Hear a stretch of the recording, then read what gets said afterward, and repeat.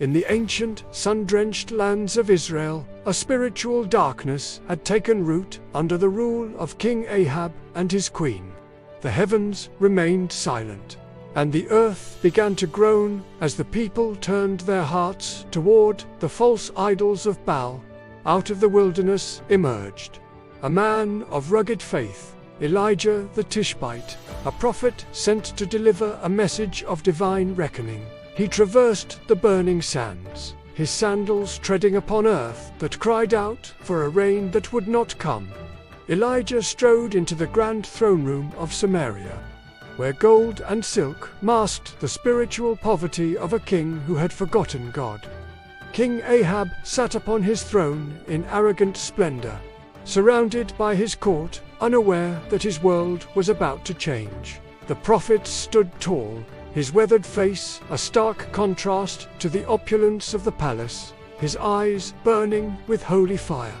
Raising his wooden staff, Elijah spoke with a voice that echoed through the marble halls, carrying the weight of the Almighty. As the Lord God of Israel lives, before whom I stand, there shall not be dew nor rain these years, but according to my word. The room grew heavy with an unnatural stillness as the king's smug expression twisted into a mixture of shock and mounting rage. Before the king could utter a command for his arrest, Elijah turned, his coarse cloak billowing as he exited the presence of royalty. Outside the city gates, under a sky of relentless blue, the word of the Lord came to Elijah with a new instruction. Depart from here and hide by the brook Cherith, which flows into the Jordan, for there you shall drink and be fed. The prophet journeyed to a secluded ravine, a hidden sanctuary carved into the jagged rocks, far from the eyes of his enemies. The brook Cherith provided a small, clear stream of water, a lifeline in a land that was rapidly turning to dust. Day turned into night, and night into day, the scorching sun marking the slow passage of time over the desolate cliffs. In a display of miraculous provision, large black ravens descended from the sky, carrying bread and meat to the hungry prophet.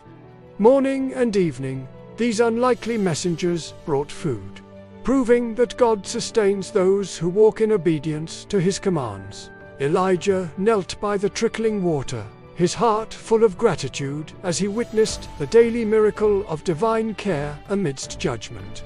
Yet, as the months passed, the great drought took its toll, and the once flowing brook slowed to a narrow, sluggish trickle. The prophet watched as the water vanished, leaving behind only cracked mud and the silence of a thirsty land. Though the brook dried up, Elijah's faith did not, for his trust was not in the water, but in the God who provided it.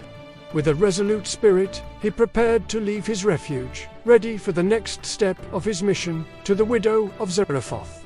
A silhouette against the burning orange horizon, the prophet walked forward, a lone witness to the power and providence of the living God.